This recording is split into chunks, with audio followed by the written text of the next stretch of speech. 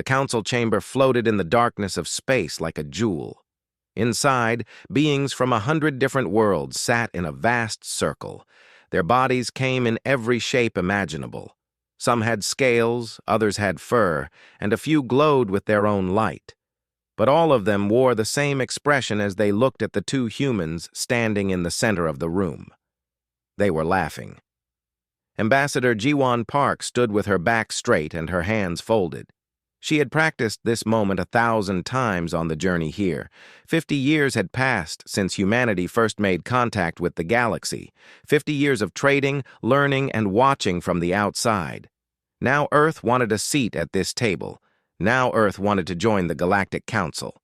"Please," Jiwon said, her voice calm and clear. "Humanity has proven itself a peaceful neighbor. We have honored every agreement. We have shared our culture and our knowledge. We ask only for the same rights as every other member world." A creature that looked like a walking tree leaned forward. Its voice sounded like wind through leaves. "Peaceful? Your planet has known only war for its entire history. Your people fight each other over lines on maps, over ideas, over resources that you could easily share." Another voice joined in, this one like grinding rocks. "We have studied your broadcasts. Your entertainment glorifies violence. Your children play games of conquest. Even your sports are combat by another name." Jiwon felt the heat rise in her cheeks, but she kept her face neutral. Every species has a difficult past. We do not hide from ours. But we have grown. We have changed. Is that not the purpose of civilization? High Regent Vralthex rose from his seat. He was tall and thin, with skin like polished metal and eyes that glowed blue. His people, the Kryn, controlled 20 star systems. They were old and powerful, and they knew it. "Changed," he said, and his voice dripped with amusement. "You achieved faster than light travel only 30 years ago. Some species in this chamber have been traveling the stars for 10,000 years. You are infants, dangerous infants with weapons you barely understand." Laughter rippled through the chamber again. Jiwon felt each laugh like a physical blow. But she did not move. She did not look away. Behind her, watching from the observation gallery, Captain Minho Kang sat in silence. He wore his military uniform, dark blue with silver stars on the shoulders. His face showed nothing, but his hands gripped the armrests of his chair. He had commanded the warship Indomitable for 5 years. He had seen combat in the Belt Wars. He had lost people under his command. And now he had to sit here and listen to aliens mock everything those people had died for. Fleet Commander Komix spoke next. She belonged to the Talvari Confederation, a race of 6-limbed beings covered in colorful feathers. "Perhaps," she said, her voice musical and light, "we should give the humans a chance to prove themselves. Let them show us their military strength. After all, they seem so proud of their ability to make war." The chamber fell quiet. This was not the friendly silence of thought. This was the silence of predators circling prey. Jiwon felt the shift in the air. This had been planned. They had always intended to reject Earth's petition. Now they wanted to humiliate humanity as well. "A military demonstration," Vralthex said slowly, as if the idea had just occurred to him. "Yes, this seems appropriate. If humans wish to join the council, let them prove their ships can stand beside ours. Let them show us this famous human ingenuity we hear so much about." "What do you propose?" Jiwon asked. She already knew the answer would not be fair. Komix's feathers ruffled with pleasure. "A simple test. Send your finest warship to the proving grounds. We will send a small force to engage in a training exercise. Nothing lethal, of course. Simply a demonstration of tactical ability. If your ship performs adequately, we will reconsider your petition." Minho stood up in the gallery. The movement drew eyes toward him. He walked down the steps slowly, each footfall echoing in the silent chamber. When he reached the floor, he stood beside Ji-won. He was not supposed to be here. Ambassadors spoke for Earth in political matters. But Minho could not stay silent anymore.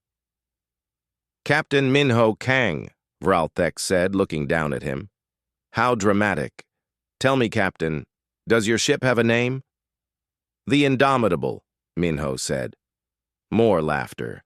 A blob-like creature near the back made a sound like bubbling water. "Indomitable! How very human.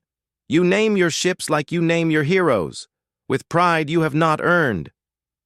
"We will accept your test," Minho said, ignoring the insult. "What are the terms?" Kyomix leaned forward, her eyes bright. 30 days from now, at the proving grounds in the Epsilon sector, the Indomitable will face a combined force. Nothing overwhelming. Perhaps 30 of our vessels against your 1. Standard rules of engagement. No permanent damage. Simply a test of skill. 30 against 1.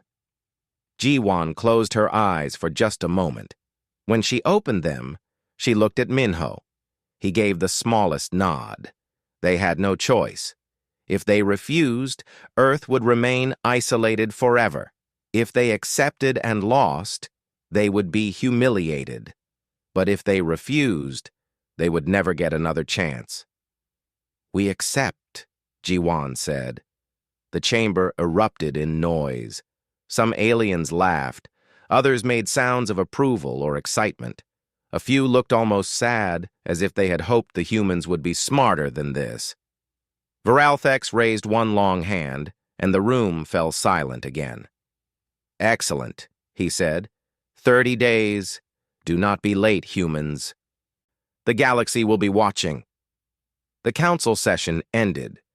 Ji-won and Minho walked through the long corridors of the station in silence. Other aliens passed them, and Minho could feel their eyes. Some looked at them with pity, others with contempt, a few with what might have been respect for accepting an impossible challenge. When they reached the docking port where their shuttle waited, Ji-won finally spoke. 30 ships, Minho. How can we possibly—" "We will find a way," Minho said. His voice was quiet, but certain. "We always do. That is what humans do best. We survive impossible things." The shuttle took them back to the Indomitable, waiting in orbit around Axis Prime. The ship was not large compared to some of the alien vessels. It was not covered in ornate decorations or glowing with exotic energy. It was plain and functional, built in Earth's orbital shipyards with human hands and human sweat. But it was theirs. As they docked, Minho looked out the viewport at the sea of alien ships surrounding them. Hundreds of vessels from dozens of worlds, all of them more advanced, all of them certain of human weakness. "Let them laugh," Minho said softly. "In 30 days, we will see who is still smiling." Ji-won looked at him, at the determination in his eyes, and felt something spark inside her chest. Hope, perhaps. Or maybe just the same stubborn human refusal to accept defeat. Either way, she nodded. 30 days, she agreed. The Indomitable's engines came to life, and the human ship turned away from the station. Behind them, in the council chamber, aliens celebrated their clever trap. They had no idea what was coming. They did not understand what humans became when their backs were against the wall. They were about to learn. The Indomitable cut through the darkness between stars. Inside the ship, Captain Minho Kang walked the corridors alone. It was late in the ship's cycle.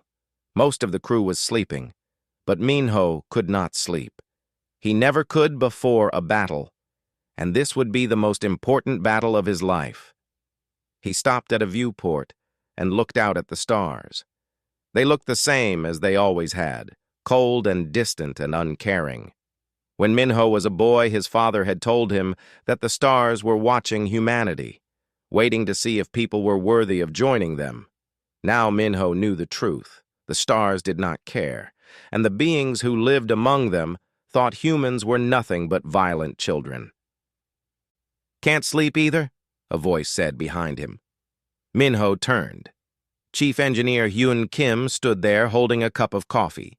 Hyun was shorter than Minho, with messy hair and grease stains on his uniform. He had been working. He was always working. Hyun treated the ship's engines like they were his children. He knew every pipe, every wire, every system better than anyone else. Too much to think about, Minho said.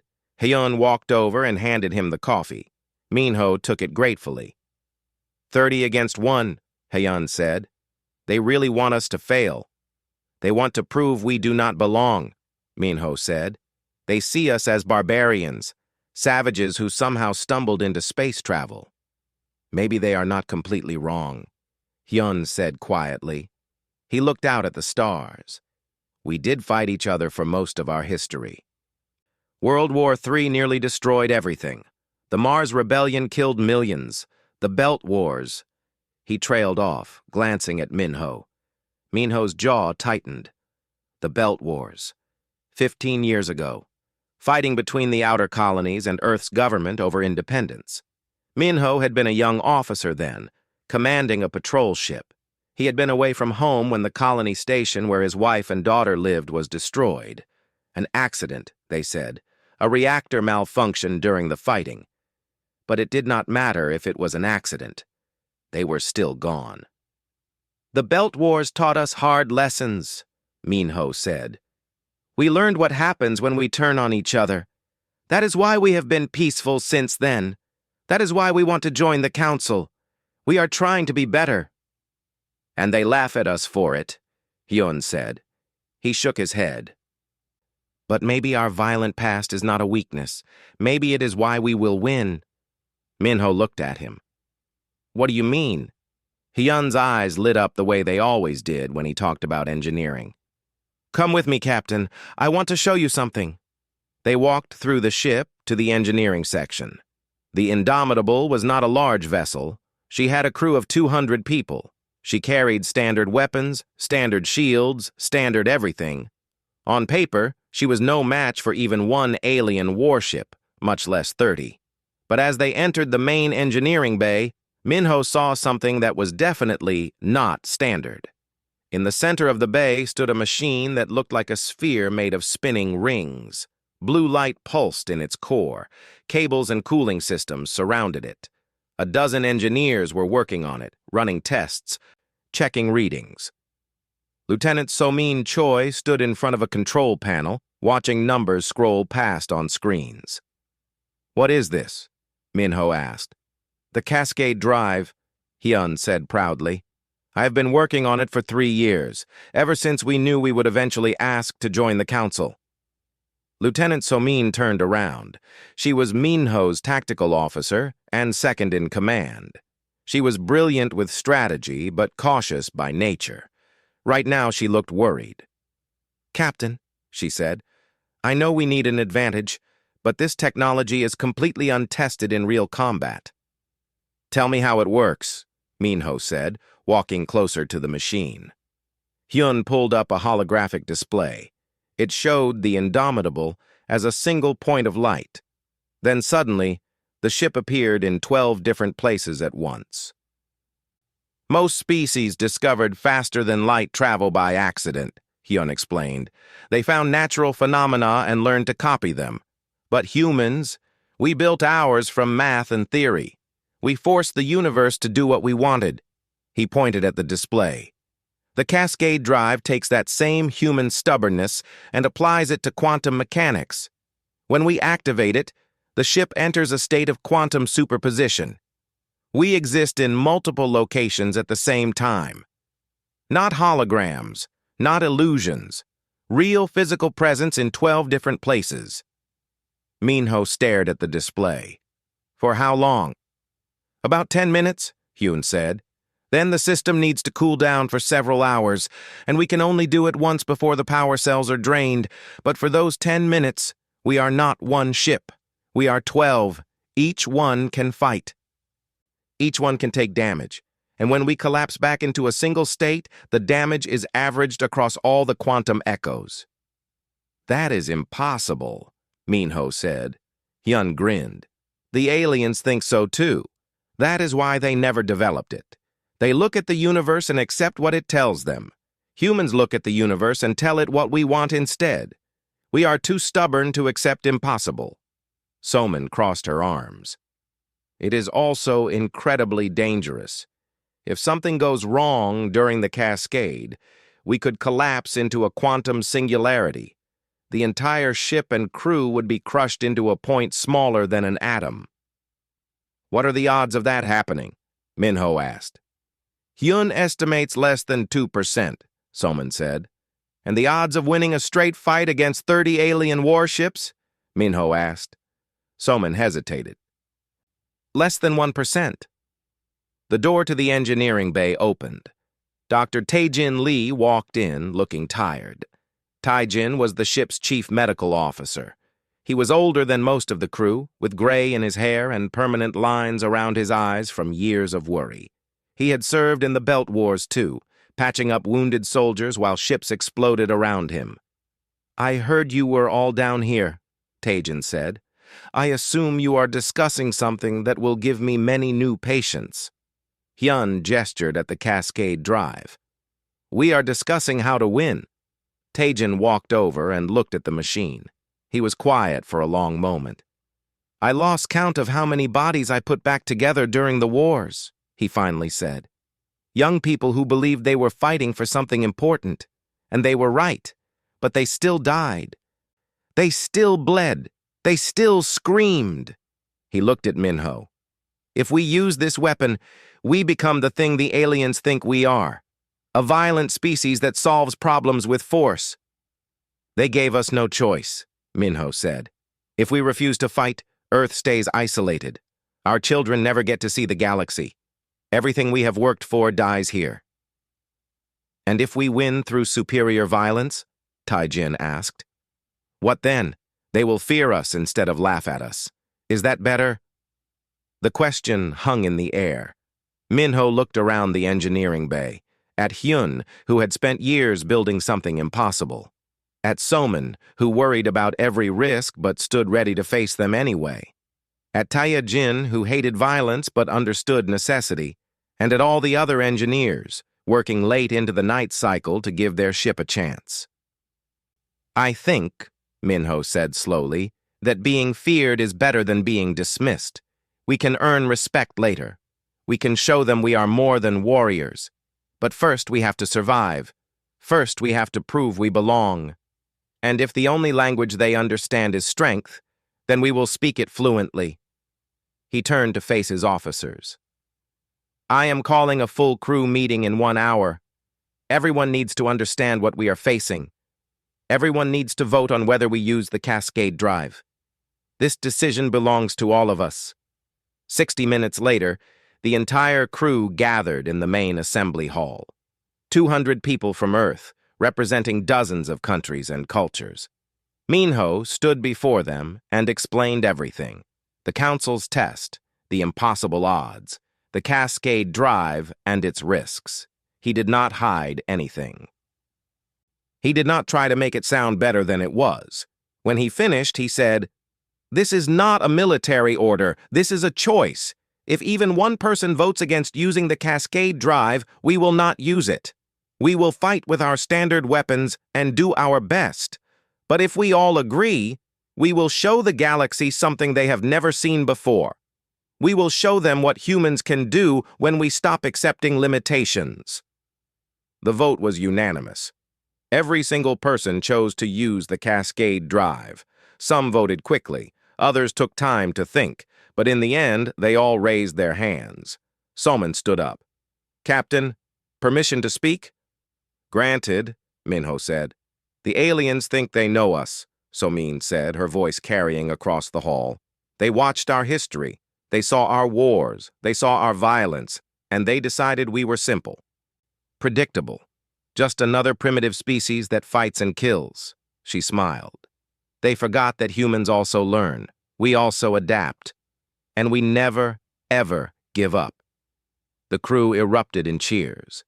Minho felt something he had not felt in years. Not since before the Belt Wars. Not since before he lost everything. He felt hope. 30 days, he said when the noise died down. We have 30 days to prepare. We will run drills. We will test every system. We will be ready. He paused. They laughed at us today. In 30 days, we will see who gets the last laugh. As the crew dispersed, excited and nervous and ready, Minho looked out another viewport. The stars were still there. Still cold, still distant. But somehow, they seemed a little closer now, a little less unreachable. Hyun came and stood beside him. We are really doing this, he said softly. Yes, Minho said. We are really doing this. Good, Hyun said. He grinned. I have always wanted to see aliens run away from a human ship. Minho smiled. It was a small smile, tight and controlled, but it was there. Let us give them a reason to run. The Indomitable flew on through the darkness. Inside her hull, 200 humans prepared for the battle of their lives. And somewhere far behind them, in the council chambers, aliens made jokes about the primitive humans and their doomed ship. They had no idea what was coming. The proving grounds existed in a place where 3 star systems met.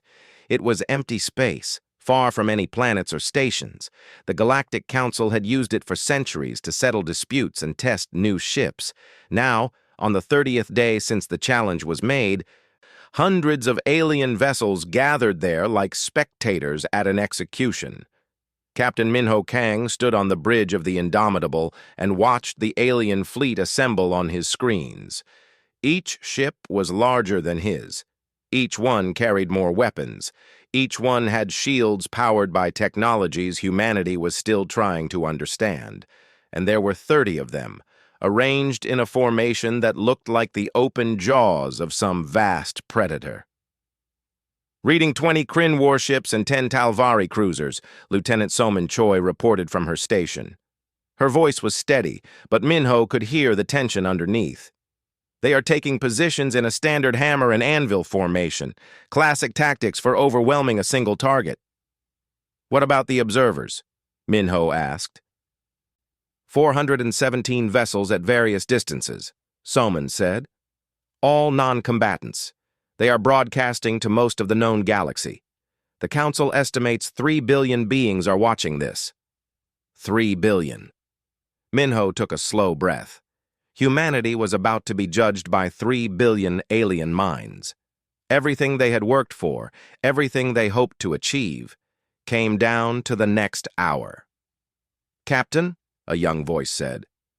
Ensign Borahan sat at the communications station. This was her first deep space assignment. She was barely 20 years old, fresh from the academy. She should not be here for this. None of them should. But here they were anyway. Incoming transmission from the Kryn flagship. Put it through, Minho said. The main screen changed. High Regent Vralthex appeared, his metallic face gleaming under the lights of his command bridge. Behind him, Minho could see dozens of Kryn officers. All of them looked confident, amused even. Captain Kang, Vralthex said, his voice smooth as oil. How good of you to arrive on time. I had worried that human courage might fail at the last moment. It would have been disappointing to miss this demonstration. We are ready, Minho said simply. Vralthex's glowing eyes seemed to brighten. I wonder, do you know why we chose 30 ships? It is not because we needed 30 to defeat you. Any one of these vessels could destroy the Indomitable in minutes. We chose 30 to make a point, to show the galaxy what happens when a species reaches too far above its station. Minho kept his face blank. Is there a point to this conversation? Only this, Vralthex said, leaning forward. When this is over, when your ship is crippled and drifting, remember that you chose this. Remember that we offered you the chance to leave, to accept your place. But human pride would not allow it. Pride is such a dangerous thing for children to possess. The transmission cut off. Minho turned to his crew. Every one of them was at their station. Every one of them was ready. Chief Engineer Hyun Kim gave him a thumbs up from the engineering display. Dr. Taejin Lee was visible in the medical bay, preparing for casualties. Ambassador Jiwon Park stood at the back of the bridge. She had insisted on being here, despite the danger. "All hands," Minho said into the ship-wide channel. "This is the captain. In a few minutes, we will begin the battle. The entire galaxy is watching us. They think they know how this will end. They think we are too weak, too primitive, too human to stand against them." He paused. "They are wrong. Today we show them what humanity really is. Today we show them that we belong among the stars. All stations. Report ready status. One by one, every department reported in. Weapons ready, shields ready, engines ready, medical ready, damage control ready." And finally, Hyun's voice, excited despite the danger. "Cascade drive is ready, Captain. All quantum coils are stable. We are good to go." Another transmission came through. This time it was Fleet Commander Komix from the Talvari flagship. Her colorful feathers were puffed up in what Minho had learned was a display of dominance. "The rules of engagement are simple," she said, her musical voice filling the bridge. "The combat zone is marked by beacon buoys. If you leave this zone, you forfeit. The engagement ends when one side surrenders or is disabled. Lethal force is authorized if necessary. Do you understand these terms?" "We understand," Minho said. "Then let us begin," Komix said. "May the superior species prevail." The transmission ended. On the tactical display, the 30 alien ships began to move. They split into two groups, exactly as Soman had predicted. 20 ships curved around to the left and right, forming the hammer. 10 ships stayed in the center, forming the anvil. They would force the Indomitable to choose which group to engage, then crush it between them. "Captain," Ensign Bora said suddenly. Her young face had gone pale.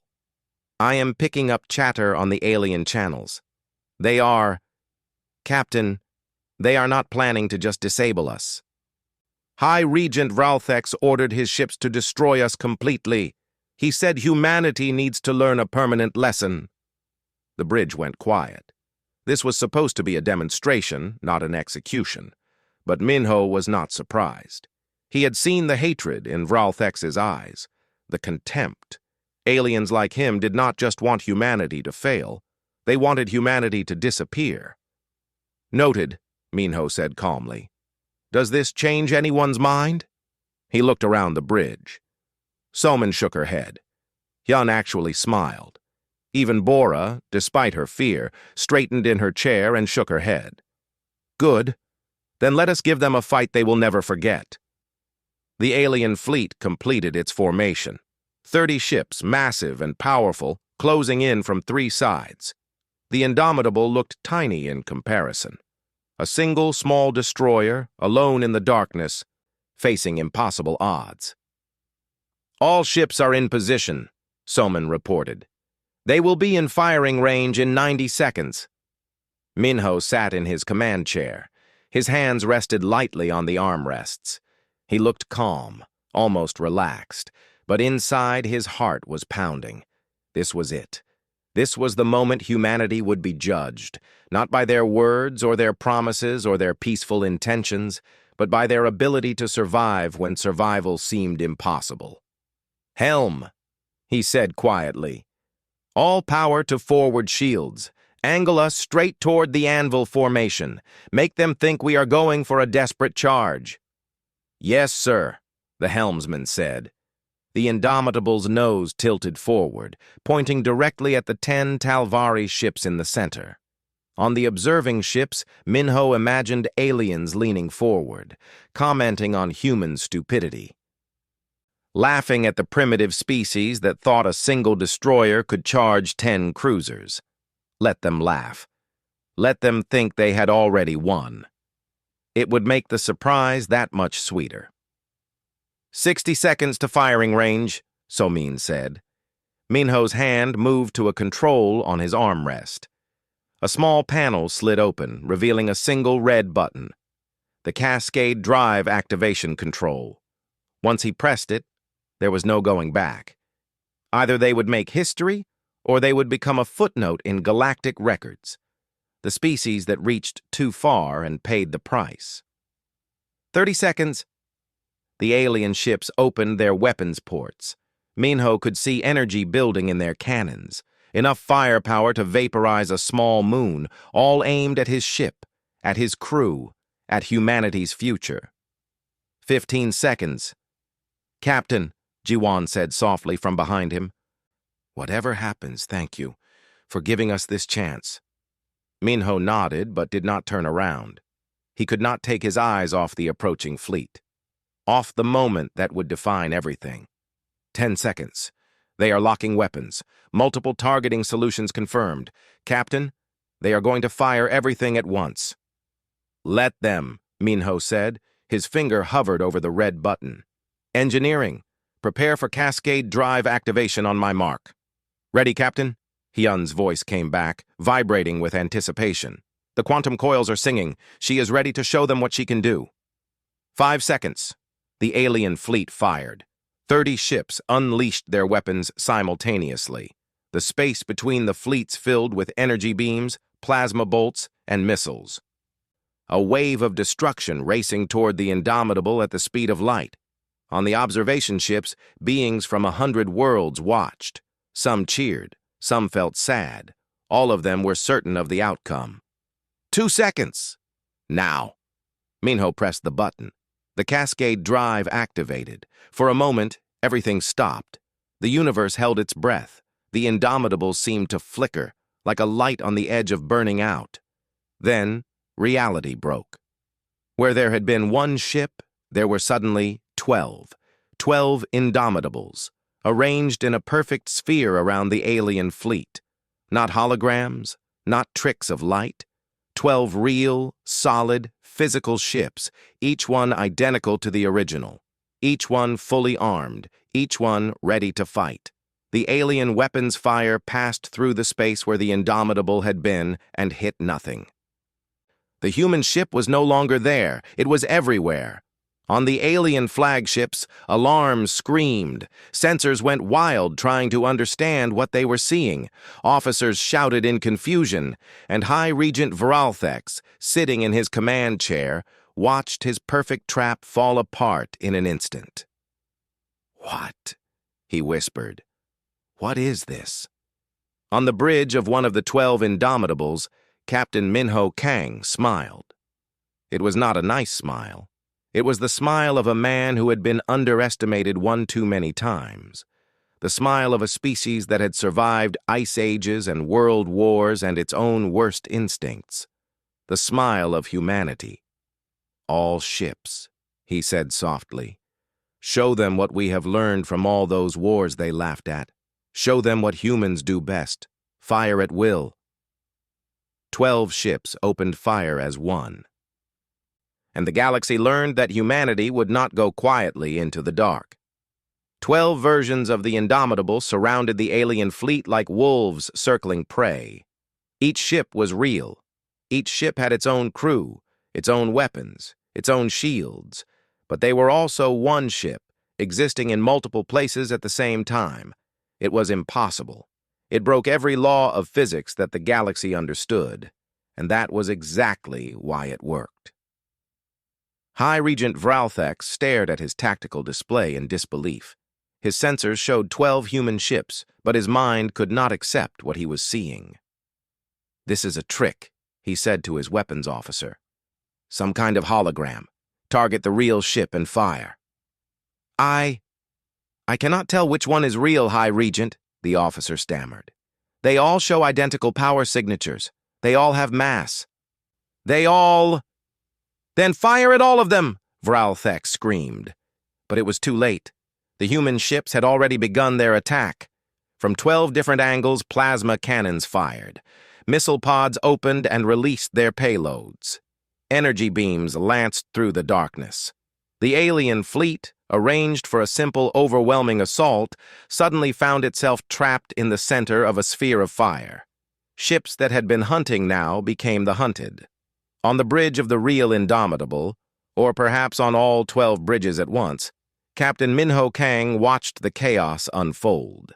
Inside the Cascade state, he could feel the other versions of himself. He could see through their eyes, think their thoughts, experience their reality. It was like being torn apart and put back together in 12 different places. It hurt. But it was also the most amazing thing he had ever felt. "Target the anvil formation first," he said, and his voice echoed across all 12 versions of the ship. "Those Talvari cruisers are blocking the escape routes. Disable them before they can regroup." Lieutenant Somin Choi worked her tactical console with fierce concentration. In the Cascade state, she existed 12 times over too, each version of her coordinating attacks, managing shields, watching the battle unfold. "Targeting solutions locked," she said. "Firing now." 4 of the 12 Indomitables focused their weapons on the Talvari ships in the center. The cruisers tried to raise their shields, tried to turn and present their armored sides. But they were too slow. Human weapons, designed by a species that had spent centuries perfecting the art of war, tore through their defenses. The first Talvari cruiser lost its shield generators. The second took critical damage to its engines. The third spun out of control as its navigation systems exploded. Within 90 seconds, all 10 cruisers in the Anvil formation were crippled or fleeing. Fleet Commander Komix watched her ships fall apart and felt something she had not experienced in 300 years of military service: fear. "All ships scatter formation," she ordered. "Do not let them surround you. Break into small groups and—" Her orders never finished. 3 of the human ships appeared around her flagship, moving faster than should be possible. They fired in perfect coordination. Her shields held for approximately 4 seconds. Then they failed, and her ship went dark as the power core shut down to prevent a catastrophic explosion. The Kryn warships tried to mount a counterattack. They were larger than the Talvari cruisers, better armed, with more advanced shields. High Regent Vralthex rallied his forces, organizing them into defensive clusters. "Form up," he commanded. "Support each other's shields. They are only one ship, even if they pretend to be 12. They cannot be everywhere at once." But they could. That was the terrible beauty of the Cascade Drive. The Indomitable was not 12 ships pretending to be one. It was one ship that had become 12. Every version shared information instantly. Every version coordinated perfectly. There was no communication delay, no confusion, no conflicting orders. It was like having 12 bodies controlled by one mind. Chief Engineer Hyun Kim monitored the Cascade Drive from the engineering bay. Sweat ran down his face as he watched the quantum coils spin faster and faster. The power consumption was enormous. The heat was building up despite the cooling systems running at maximum. But it was working. By all the laws of physics, it should not work. But it was working. "How long can we maintain this?" he asked one of his engineers. 8 more minutes before the coils start to degrade," the engineer replied. "Maybe 9 if we push it." "But Captain, the quantum coherence is starting to fluctuate. We need to collapse the Cascade soon, or we risk a catastrophic failure." 8 minutes, Hyun muttered. He opened a channel to the bridge. "Captain, we have 8 minutes left in the Cascade state. Make them count." 8 minutes. Minho processed this information across all 12 versions of himself. 8 minutes to break a fleet of 30 ships. 8 minutes to prove humanity belonged. It would have to be enough. "All ships, focus fire," he commanded. "Pick targets and do not stop shooting until they surrender or withdraw." The battle became a storm of light and energy. The Indomitable, in her 12 forms, danced through space with a grace that seemed impossible for a warship. She was here, then there, then somewhere else, always moving, always firing, always one step ahead of the alien targeting systems. A Kryn warship tried to ram one of the human ships, hoping that physical contact would reveal which one was real. The Indomitable simply flickered out of existence and reappeared behind the Kryn vessel. Missiles struck its engines. The warship went tumbling through space, out of control. Another group of Kryn ships tried to concentrate their fire on a single human vessel, hoping to overwhelm it through sheer volume of firepower. But as soon as their weapons hit, the damage spread across all 12 ships. It was like trying to destroy a reflection by shooting the water. The Indomitable shook from the impacts, shields flickering, but she did not fall. "Shields at 60%, Soman reported. "Hull breaches on decks 3 and 7. Damage control teams responding." In the medical bay, Dr. Taejin Lee worked frantically as injured crew members began arriving. A young engineer with burns on his hands. A weapons officer hit by debris when a console exploded. The casualties were light so far, but they were real. People were getting hurt. People might die. And for what? To prove a point? To win the respect of beings who would never truly accept them? Then Taijin remembered why they were here. Not for respect, for survival, for humanity's place among the stars, for the children who would grow up knowing that space was open to them. He pushed his doubts aside and kept working. 5 minutes into the battle, the alien fleet was in complete disarray. 8 ships had surrendered, their weapons powered down, their crews begging for mercy. 12 more were crippled and drifting. The rest were scattered across the combat zone, unable to organize a coherent defense. High Regent Vralthex sat in his command chair and stared at the destruction around him. His perfect trap had become his nightmare. His overwhelming force had been overwhelmed. And all by a single human ship using technology that should not exist. He thought about his long life, his career, his pride in the superiority of the Kryn people. All of it was crumbling around him. "High Regent," his communications officer said quietly. "The humans are hailing us."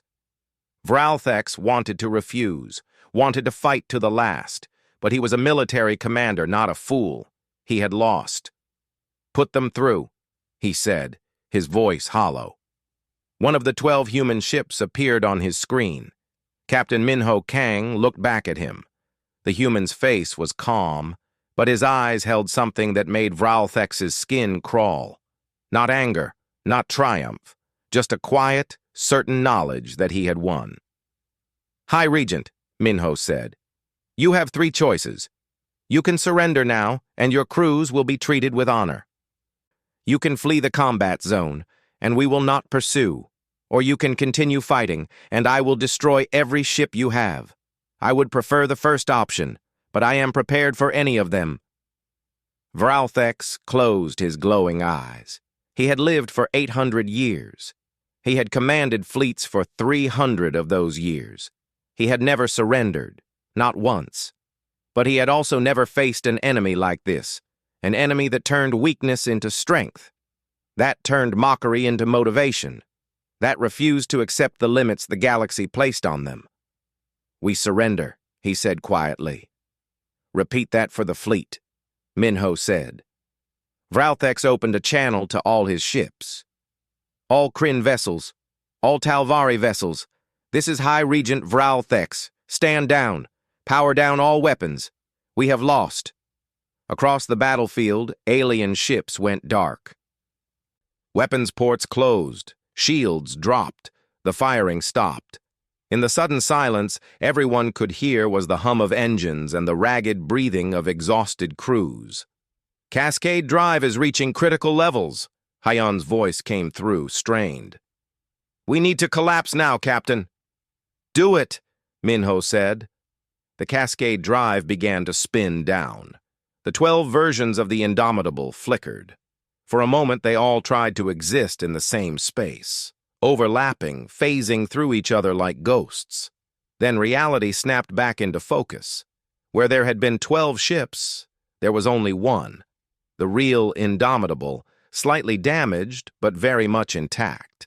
The crew felt the collapse like waking from a strange dream. Suddenly they were only themselves again, in one place, one body, one reality. Some laughed with relief, others cried. Many just sat at their stations, shaking from the experience. Minho stood up from his command chair. His legs felt weak, his head pounded, but he was alive. They were all alive. And they had won. "Ensign Bora," he said, "open a channel to all ships in the area, including the observers." "Channel open, Captain," Bora said. Her voice trembled, but she was smiling. Minho looked at the camera, at the hundreds of alien ships watching, at the 3 billion beings across the galaxy who had tuned in to watch humanity fail. He thought about what to say, something proud, something boastful. No, that was not who humans were, not really. "This is Captain Minho Kang of the Earth Starship Indomitable," he said. "To the crews of the defeated fleet, medical teams are standing by if you need assistance. We take no pleasure in your defeat. We fought only because we had no other choice." He paused. "To the Galactic Council, humanity has passed your test. We have proven we can stand beside you. Now we ask again, not as supplicants, but as equals. Let us join you. Let us prove that we are more than warriors. Let us show you what humanity can build, not just what we can destroy." He closed the channel. The bridge was quiet. Then, slowly, the crew began to clap. It started with Soman, then spread to Hyun in engineering, to Taejin in medical, to every station, every deck, every person on the ship. They clapped for themselves, for their captain, for their species, for surviving the impossible. Outside, in the darkness of space, 400 observing ships hung in silence. Some of the aliens aboard were horrified. Some were impressed. But all of them were rethinking their assumptions about the violent, primitive, impossible humans. The stars watched, and for the first time, they saw humanity clearly. 2 weeks after the battle at the Proving Grounds, the Galactic Council chambers looked different to Ambassador Jiwon Park. The same beings sat in the same circle. The same lights gleamed off the same walls. But the atmosphere had changed completely. Where there had been laughter before, now there was silence. Where there had been mockery, now there was something that looked almost like fear. Jiwon stood in the center of the chamber again. But this time, Captain Minho Kang stood beside her. He wore his dress uniform, crisp and clean, with a new medal on his chest, the Star of Valor, the Council's highest military honor. They had given it to him yesterday in a quiet ceremony. No one had laughed. High Chancellor Drexvor, the leader of the entire council, rose from his seat. He was a being of pure energy, contained in a crystalline shell that glowed with soft rainbow colors. He had governed the council for 2,000 years. He had seen empires rise and fall, and now he had to admit that the council had made a terrible mistake. "Ambassador Park, Captain Kang," Drexvor said, his voice like singing crystal. "The Council has reviewed the events at the Proving Grounds. We have analyzed the combat recordings. We have consulted with our scientists about the technology you demonstrated, and we have reached a decision." The chamber held its breath. Jiwon kept her face calm, but her heart was racing. Everything came down to this moment: win or lose, in or out. Accepted or rejected. "The council was wrong," Drexvor said simply. "We judged your species based on prejudice rather than evidence. We assumed that because your history was violent, your future would be as well. We forgot that every species in this chamber has a history of violence. We forgot that growth is what matters, not where you started." He paused. "Humanity is hereby granted full membership in the Galactic Council, with all rights and responsibilities that entails. Welcome to the galactic community." For a moment, Jiwon could not move, could not speak, could not breathe. Then she felt Minho's hand on her shoulder, steadying her, and she found her voice. "Thank you, High Chancellor. Humanity accepts this honor with humility and determination. We will prove ourselves worthy, not just through strength, but through our contributions to peace and prosperity for all species. Applause filled the chamber. It was not the warm applause of friendship. It was the cautious applause of beings who had learned respect the hard way. But it was real. It was earned. And Jiwan would take it. The session ended, and beings from dozens of worlds approached them. Some offered genuine congratulations. Others made careful diplomatic overtures, feeling out this new power in their midst. And a few, like High Regent Vralthex, simply nodded from a distance before leaving quickly. As they walked back through the station corridors toward their shuttle, Minho said quietly, "They fear us now." "Yes," Jiwan agreed. "Is that what we wanted?" "No," Minho said, "but it is what we needed. You cannot reason with people who think you are beneath them. First you make them see you as an equal, then you can build real relationships." They reached the docking bay, but before they could board their shuttle, a figure stepped out of the shadows. Fleet Commander Komix, her colorful feathers now dull and drooping. She looked smaller than before, defeated in a way that went beyond military loss. "Captain Kang," she said, "may I speak with you?" Minho nodded. Jiwan stepped back, giving them space. Komix looked at the floor. "I underestimated you. I thought humans were simple, violent but predictable. I was wrong, and my ships paid the price for my arrogance." She finally met his eyes. "How did you do it? How did you create technology that breaks the fundamental laws of quantum mechanics?" Minho considered his answer carefully. "We did not break the laws," he said. "We just refused to accept the limitations. Most species discover faster-than-light travel by finding shortcuts that already exist in nature, wormholes, quantum tunnels, natural phenomena.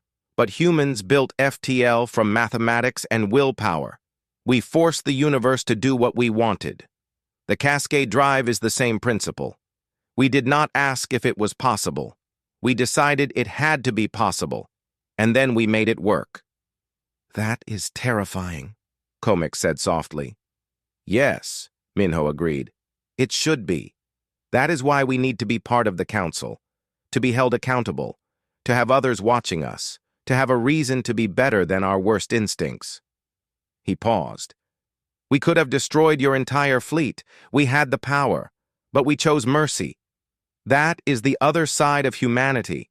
We are violent, yes, but we are also capable of compassion, of restraint, of choosing peace even when war would be easier." Komix nodded slowly. "I hope you are right, Captain. For all our sakes." She turned and walked away, her feathers trailing behind her like a tattered flag.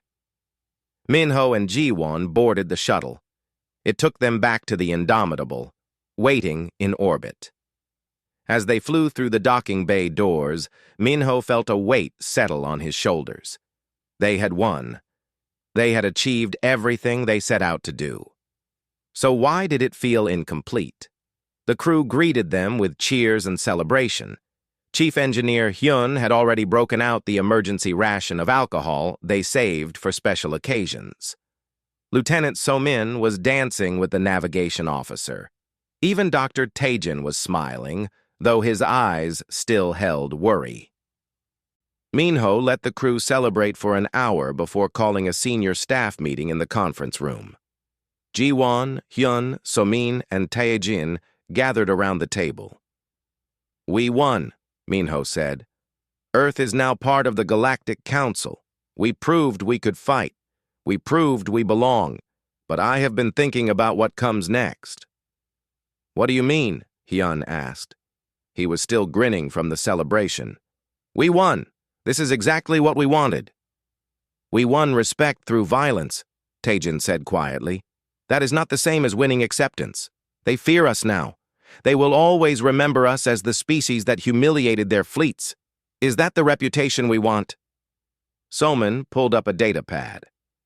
"I have been monitoring communications between the Council worlds. 3 species have already requested non-aggression treaties with Earth." 2 more have offered trade agreements with very favorable terms. The Kryn Empire is offering reparations for diplomatic misunderstandings. Everyone wants to be our friend now. Because they are afraid we will be their enemy, Jiwon said. She looked tired. I received 17 messages today from ambassadors I could not get meetings with last month. They all want to talk now. They all want to assure me of their respect for humanity. But I can hear the fear in their voices. Minho stood and walked to the window. Earth hung in the distance, a blue and white marble against the black. Home. I have been thinking about something Dr. Taejin said before the battle. He asked if winning through superior violence made us the thing they feared. The violent, dangerous humans. I think he was right to ask. He turned back to face them. We showed them we can destroy. Now we need to show them we can build. We need to prove that humanity is more than warriors. We need to become the species we claim to be, the peaceful neighbors, the contributors to galactic civilization, the friends they want, not just the enemy they fear. How do we do that? Hyun asked. His smile had faded. He understood what Minho was saying. We share, Jiwon said suddenly. Everyone looked at her. We share our technology, not the cascade drive, not the weapons, but everything else. Our medical advances, our agricultural techniques, our art and music and culture, we offer to help rather than dominate. We open ourselves up. That is a risk, Somin said. If we share everything, we lose our advantage. Other species could use our knowledge against us. Yes, Minho agreed. It is a huge risk. But staying feared is also a risk. Feared empires do not last. They get isolated. They get attacked by coalitions of enemies. They fall apart from inside. But trusted partners, they build lasting relationships. They create stability. Taejin leaned back in his chair. You are talking about changing the entire direction of human space policy. The government back on Earth might not agree. Then we convince them, Minho said firmly. We tell them that we won the battle, but we could still lose the war. Not a military war. A war of perception. A war of trust. And that is a war we cannot win with the cascade drive. Before anyone could respond, Ensign Bora's voice came through the intercom. Captain, sorry to interrupt, but we have an urgent transmission from Earth. Admiral Ji-hye Nam wants to speak with you immediately. She says it is classified. Minho and Jiwon exchanged glances. Admiral Ji-hye Nam was the commander of Earth's entire space fleet. If she was calling, it was important. Put her through, Minho said. The conference room screen activated. Admiral Ji-hye appeared, a woman in her 60s with iron-gray hair and sharp eyes that missed nothing. She had commanded the defense of Mars during the Belt Wars. She was a legend. Captain Kang, Ambassador Park, she said without preamble. Congratulations on your victory. The entire planet watched it. You made us proud. She paused. But you also made us targets. Our intelligence services have identified at least 3 alien species trying to replicate your cascade drive technology. 2 more are considering preemptive strikes against Earth before we can build more ships with this capability. Minho felt cold. How long do we have? Unknown, Ji-hye said. But not long. The galaxy is afraid of us now. Fear makes people do desperate things. So here is your new mission, Captain. You are going back to the Council. You are going to offer them something unprecedented. We are going to share our defensive technology with any species that wants it. Shield enhancements, early warning systems, medical support, everything except the weapons themselves. That is exactly what we were just discussing, Jiwon said, surprised. Ji-hye smiled slightly. Great minds think alike, Ambassador. I have been a soldier for 40 years. I know the difference between winning a battle and winning peace. We beat them in combat. Now we need to win their trust. Otherwise, we will spend the next century fighting wars instead of building civilization. The Council might not accept, Somin said. They might see it as a trap. They might, Ji-hye agreed. But we have to try. Captain Kang, you showed them that humanity knows how to fight. Now show them that we know when to stop fighting. Show them that we are wise enough to choose peace when we have the power to wage war. That is what separates civilizations from empires." The transmission ended. The conference room was quiet for a long moment. Finally, Hyun spoke. "So we are really doing this? Sharing our technology? Helping the people who laughed at us?" "Yes," Minho said, "because that is what proves we deserve to be here. Anyone can win a fight. But it takes real strength to win a fight and then help your enemy stand back up. That is the humanity I want the galaxy to see. Not the warriors, the healers, the builders, the species that survived everything the universe threw at them and still chose kindness." Taejin smiled. It was the first real smile Minho had seen from him in weeks. Now that is the victory worth celebrating. 3 days later, Minho stood before the Galactic Council again. This time every eye was on him with attention rather than contempt. He explained Earth's offer: technology sharing, cultural exchange, medical cooperation, open borders, and open hearts. Some council members were suspicious, some were grateful, but all of them listened. When he finished, High Chancellor Drexvor stood. "Captain Kang, this is an unprecedented offer. You won the right to be feared, and instead you choose to be trusted. That is the mark of true wisdom." "With respect, Chancellor," Minho said, "we choose to be partners.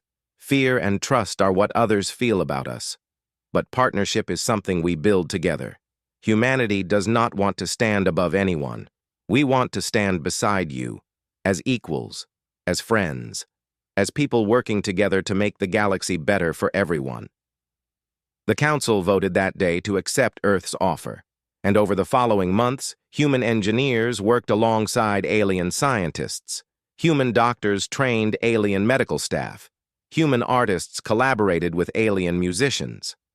Slowly, the fear began to fade. Slowly, something else took its place. Not just respect, not just acceptance, but genuine connection. 6 months after the battle, Minho stood at the same viewport on the Indomitable. But now, looking out at the stars, they did not seem cold anymore. They seemed warm, welcoming, full of possibilities instead of dangers. Ji-won came and stood beside him. "Taejin was right," she said quietly. "We showed them we could destroy. Now we are showing them we can build. And I think they are starting to believe us." "They laughed at us once," Minho said, "when we asked to join them. They thought we were too violent, too primitive, too human. Now they work beside us, learn from us, trust us." He smiled. "We earned their respect through strength, but we earned their friendship through wisdom. And I think the second one matters more." "Do you think it will last?" Ji-won asked. "The peace? The partnership?" Minho thought about it. About his crew, scattered across the galaxy now. Teaching and learning and building bridges between worlds. About the alien friends he had made in the past months. About the future his daughter would have grown up in, if she had lived. About the future that other children, human and alien alike, would inherit. "I think," he said finally, "that we have given it a chance. And sometimes that is all you can do. Give peace a chance. Give trust a chance. Give hope a chance." He looked at her. "They laughed at humanity until we proved we could fight. But the real victory came when we proved we could choose not to. That is the legacy I want to leave. Not the species that conquered. The species that connected. Not the warriors. The peacemakers." Outside the window, the stars shone bright and clear, and somewhere among them, the human race was writing a new story. Not of conquest, not of domination, but of cooperation, of understanding, of a species that climbed up from the darkness of its own violent past and reached for something better. They had laughed at humanity once. Now, across 100 worlds, humans and aliens worked side by side, and the laughter had turned to something better. It had turned to friendship. It had turned to hope. It had turned to the beginning of something that might, just might, last forever. And that was worth more than any victory in battle could ever be.